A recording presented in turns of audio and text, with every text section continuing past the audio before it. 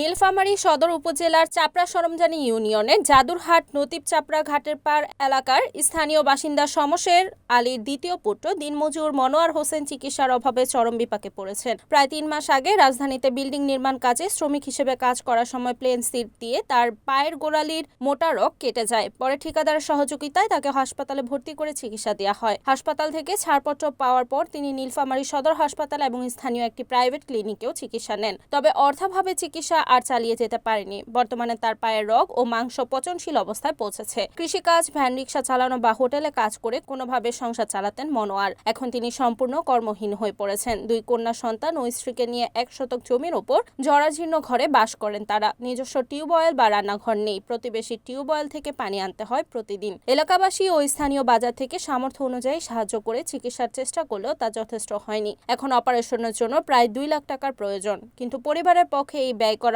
সম্ভব হচ্ছে না। মনোয়ার হোসেন দেশবাসী ও প্রবাসীদের কাছে হাত জোড় করে আর্থিক সহযোগিতা চেয়েছেন। তার বড় ভাই সহ স্থানীয় কয়েকজনের সহযোগিতার আহ্বান জানিয়েছেন।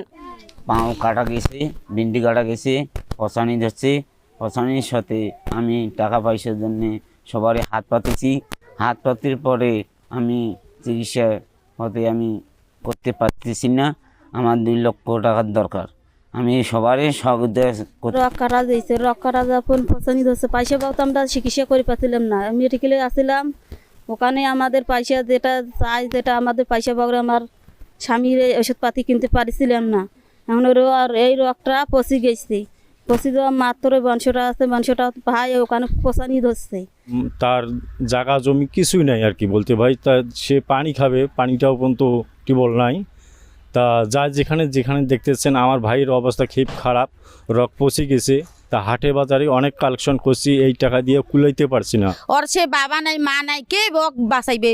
ভাই নিজের ভাইও তো রিক্সা চালে খায়, মানুষের বাড়ি পরিশ্রম করে খায়, এলা কৃষিকাজ করে খায়। তার তো কোনো ব্যবস্থাই নাই যে দেওয়ার মতন, তারও কোনো ব্যবস্থা নেই, ভাই ভাগিরও কোনো দেওয়ার মতন ব্যবস্থা নাই। সবাই মিলে সহযোগিতা করলে মনোয়ার ভাইকে ভালো করতে পারি।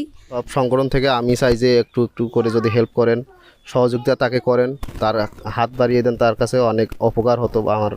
ওনার ঘর পর্যন্ত নেই, হাফ শতক জমিতে ওদের ঘর রয়েছে, পানি খাওয়ার কোনো ব্যবস্থা নেই। তাহলে আমার ছোট ভাইকে আমি পিজি হাসপাতাল নিয়ে গিয়ে তাকে ভালো করতে পারি। সবার সহযোগিতা নিয়ে আমার ছোট ভাইকে আমরা বাসাইতে চাই। Report Omar Farooq, NAN TV, Nilphamari.